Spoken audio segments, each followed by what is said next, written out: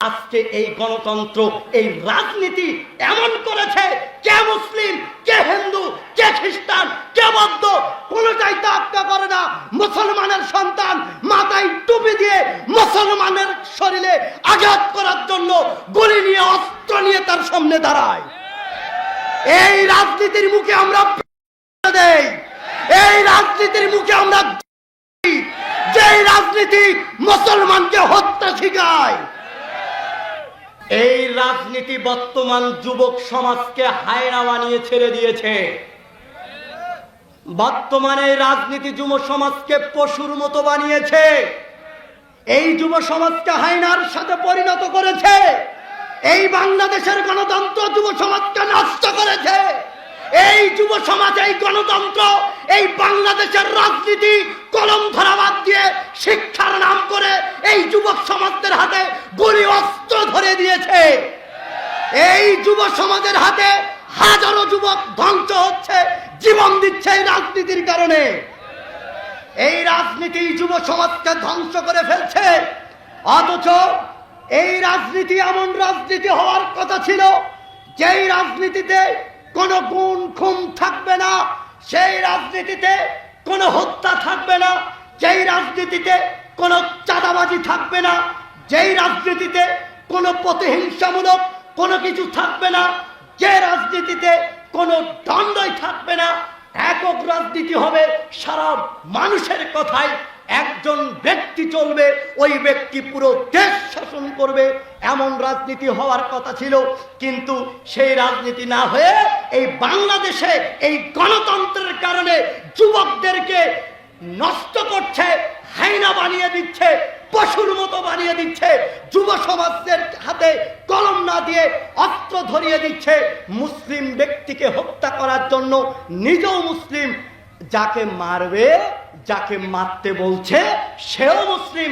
অথচ আল্লাহর নবী সাল্লাল্লাহু আলাইহি ওয়াসাল্লাম সহিহুল বুখারীর 6874 নং হাদিসে রাসূল সাল্লাল্লাহু আলাইহি ওয়াসাল্লাম এ কথা বলেছেন, মান হামালা আলাইনা সিলাহা ফালাইসা মিন্না। কোন ব্যক্তি, কোন লোক যদি একজন মুসলিম ব্যক্তিকে হত্যা করে, কোন লোক যদি একজন মুসলিম ব্যক্তিকে হত্যা করে, তাহলে সেই ব্যক্তিটা আমার দলের অন্তর্ভুক্ত নয়। যেই লোকটা কালেমা পড়েছে, যেই লোকটা মুসলিম, যেই লোকটা কালেমা পড়েছে, যে লোকটা মুসলিম, এই মুসলিমকে যদি হত্যা করে তাহলে সে আমার দলের অন্তর্ভুক্ত নয়।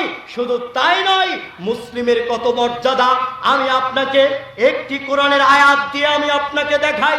পবিত্র কোরআন 4 নম্বর সূরা নিসার 93 নম্বর আয়াত, আল্লাহ বলছেন, ওমাইয়াতুল মুমিনান মুতাআম্মিদান ফাজাযাউ জাহান্নাম। কোন ব্যক্তি যদি একজন মুমিন ব্যক্তিকে হত্যা করে তাহলে তার থাকার জায়গা জাহান্নাম। একজন ব্যক্তি জাহান্নামে যাওয়াটাই তার জন্য যথেষ্ট ছিল। আল্লাহ মুমিনের রক্ত, তাই আল্লাহ থামলেন না। আল্লাহ বললেন, খালিদান ফিহা, সে জাহান্নামে চিরকাল থাকবে। একজন ব্যক্তি জাহান্নামে চিরকালে থাকাটাই তার জন্য যথেষ্ট ছিল, আর শাস্তির প্রয়োজন ছিল না। কিন্তু আল্লাহ থামলেন না, মুমিনের রক্ত, তাই আল্লাহ বললেন, গযিবাল্লাহু আলাইহি, এবং আল্লাহ তার উপরে রাগান্বিত থাকবেন, এবং আল্লাহ তার উপরে রাগান্বিত থাকবেন।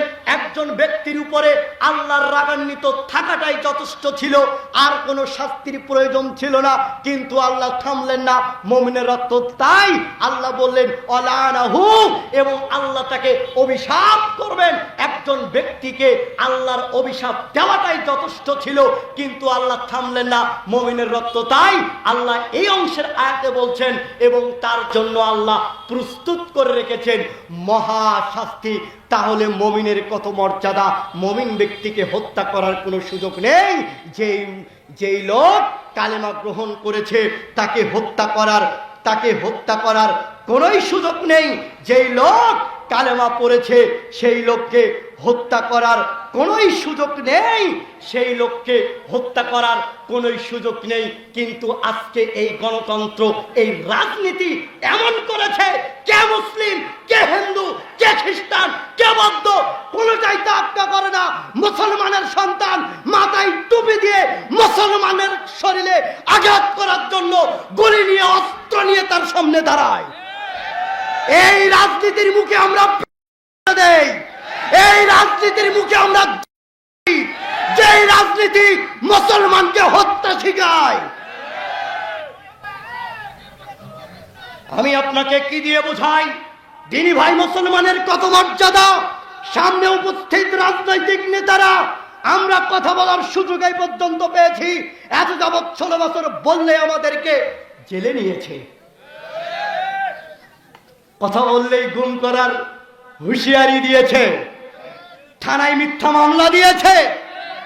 কিন্তু আলহামদুলিল্লাহ, যে সরকারকে পতন করেছে এই বাংলাদেশের মানুষ, যে আশা আকাঙ্ক্ষা নিয়ে, যে চেতনা নিয়ে এই স্বৈরাচারী সরকারকে বিতাড়িত করেছে, সে আকাঙ্ক্ষার সাথে আমরা কেউ গাদ্দারি করতে পারি না, পারি না, পারি না।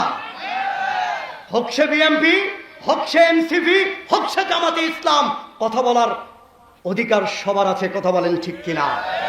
যেটা বলতে চাচ্ছি, যুব সমাজের ধ্বংসের আরেকটি কারণ। হে যুবক, তোমাকে বলি, তোমার কোটি ফোঁটা রক্ত, তোমার প্রতিটা সেকেন্ড আল্লাহ সুবহানাহু ওয়া তাআলার দেয়া আমানত। দুনিয়ার কোন ব্যক্তি, দুনিয়ার কোন মতবাদ, দুনিয়ার কোন তন্ত্র, দুনিয়ার কোন মন্ত্রকে প্রতিষ্ঠিত করার জন্য তোমার জন্ম হয়নি।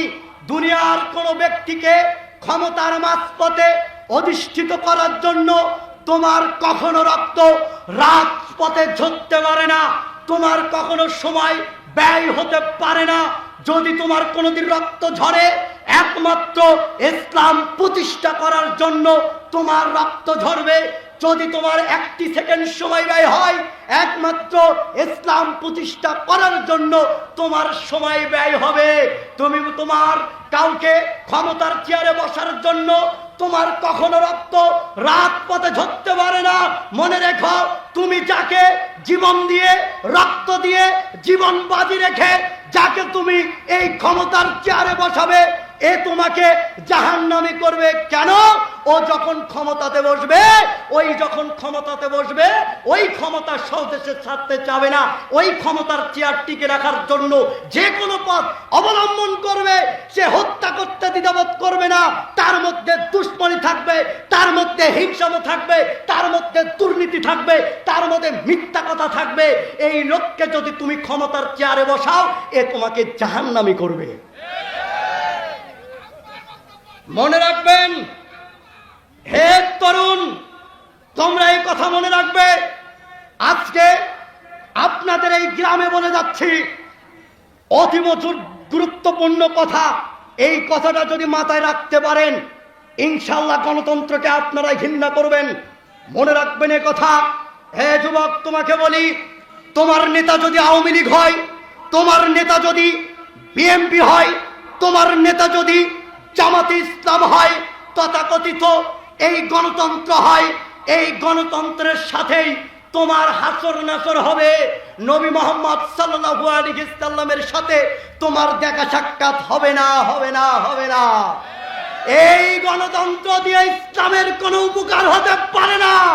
এই গণতন্ত্র ইসলামের কোনো কিছুই করতে পারে না।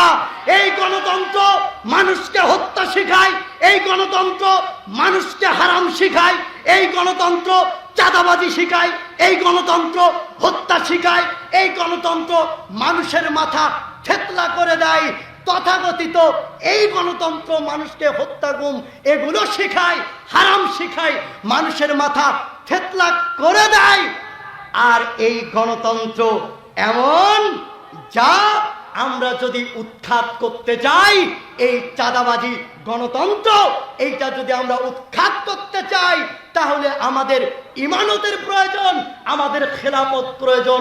খেলাফত ছাড়া, ইমানত ছাড়া কশ্চিন কালেও এই গণতন্ত্র ইসলামের কোনো উপকার করতে পারে না, পারে না, পারে না। তবে আমি হুজুর জুব্বা বড় টুপি পরে আপনাকে বলতে পারি জান্নাতের টিকিট দিব। আসেন আসেন আমাদের দলের দিকে আসেন, আমরা ভালো কাজ করব। কথা বলেন না কেন? ভয় পাচ্ছেন? আমি কারো পক্ষে কোনো কথা বলবো না। কেন? আমি বিপক্ষ দল, আমি কোনো রাজনীতি করি না, বিএমপিরও হিসাব করি না, জামাতেরও হিসাব করি না, এনসিপিরও হিসাব করি না, আওয়ামী লীগেরও হিসাব করি না। এই পর্যন্ত বক্তৃতার মাঠে যতদিন হলো আছি কাউকে হিসাব করে কোনো কথা বলেনি, সে যত বড়ই নেতা হোক না কেন। বলতে চাই এই কথায় যে আসেন আমাদেরকে ভোট দেন, আমরা উপকার করব আপনাদেরকে। এই গ্রামে যদি একটা খতিবকে যদি নিয়োগ দেওয়া হয়, একজন খতিবকে নিয়োগ দেওয়া হয়, তার বেতন হবে সর্বোচ্চ কত? 7,000। কত হাজার?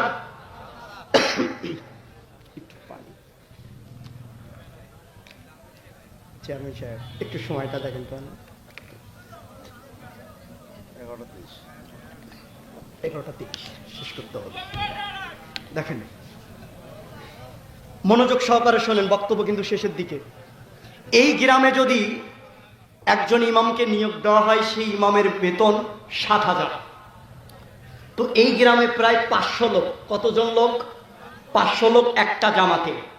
ওই ইমামকে নিয়োগ দেওয়ার সময় ইমামকে বলা হয় যে তার ফ্যামিলি সম্পর্কে জানা হয়, আগে তথ্য নিয়ে আসা হয়, তার ফ্যামিলিটা কেমন, তার বউ পর্দা করে কিনা, তার পরিবারের লোক নামাজ পড়ে কিনা, হুজুর গাঞ্জা খায় কিনা, হুজুর ফেন্সিডেল ইয়াবা খায় কিনা, এগুলো কি তদন্ত করেন কি করেন না? হুজুরের মুখে দাঁড়িয়ে আছে কিনা, হুজুর টাকনুর নিচে কাপড় পরে কিনা, সব কিছুই আপনি তদন্ত করেন। কয় হাজার টাকা বেতন দেন? 7,000। 7,000 টাকার বেতন দিয়ে হুজুরকে এত কিছু তদন্ত করলেন, আর এই গ্রামে একজন এমপি বানালেন। সেই এমপি প্রায় 5 লক্ষ লোকের নেতা হবে। সেই লোকটাকে আপনি কি কোনোদিন তদন্ত করেছেন? লোকটা নামাজ পড়ে কিনা, লোকটার মুখে দাঁড়িয়ে আছে কিনা, লোকটার বউ পর্দা করে কিনা, লোকটা গাঁজা খায় কিনা, লোকটা ফেন্সিডেল ইয়াবা খায় কিনা, লোকটা মাগিবাজি করে কিনা, লোকটা দুস্থ মাতার কাঠ মেরে দেয় কিনা, জয় লোকটা গরিবের হক মারে কিনা, এইটা তদন্ত কোনোদিন করেন না। তার মানে আমরা বোকার স্বর্গে বাস করছি। আমরা একেবারেই বোকা, আসলেই বোকা, আসলেই বোকা। আর আপনারা ঠিক ঠিক বলছেন, দুস্থ মাতার কাঠ মারছে, আপনারাই সহযোগিতা করেন। আপনারা মুরগির মতো 5 টাকাতে বিক্রি হয়ে যান। একটা এমপি হতে টাকা লাগবে 5 কোটি। কত কোটি? একটা চেয়ারম্যান হতে লাগবে মিনিমাম 1 কোটি টাকা। তো 1 কোটি টাকা চেয়ারম্যান সাহেব কি কুত্তাকে খিলাছে না মানুষদেরকে দিছে? তোর যে চেয়ারম্যান হলে 1 কোটি টাকা খরচ হলে আপনাদেরকে 500-1000 টাকা দিয়া আপনি যখন চেয়ারম্যানের কাছে যাবেন, একটা দুস্থ মাথার কাট করে নেওয়ার জন্য চেয়ারম্যান কি আপনাকে মাংনা দিবে? 500 টাকা দিয়ে আপনি যে আগেই ভোট কিনে নিয়েছেন, বিক্রি হয়ে গেছেন। চেয়ারম্যান সাহেব তাকে জিজ্ঞাসা করেন, ওনার জীবনে এ পর্যন্ত 5 বছরে করে উনি বেতন এত টাকা পাবেন না। দেশের প্রধানমন্ত্রী তো বেতন পাত 1,85,000 টাকা। তবে তার যে পিয়ন 400 কোটি টাকার মালিক, পিয়ন 400 কোটি টাকার মালিক। তবে শেখ হাসিনা বেতন পাত বাংলাদেশের সরকার 1,85,000 টাকা। এইরকম চেয়ারম্যান সাহেব আনুমানিক এইরকম। তো এত কোটি টাকার মালিক যে হয়েছে, ও কি মানুষের ভালো কাজ করে এত টাকার মালিক হয়েছে? না। হয় সেই কোন এমপির কাছে কোনো একটা সুন্দরী মেয়েকে পাঠিয়ে 10 লাখ টাকা নিয়েছে, না হয় মদের ডিলারি করেছে, না হয় গাঞ্জার ডিলারি করেছে, না হয় ইয়াবার ব্যবসা করেছে। এছাড়া তো এটা সম্ভব নয়। তাছাড়া এত কোটি টাকার মালিক হয় কিভাবে?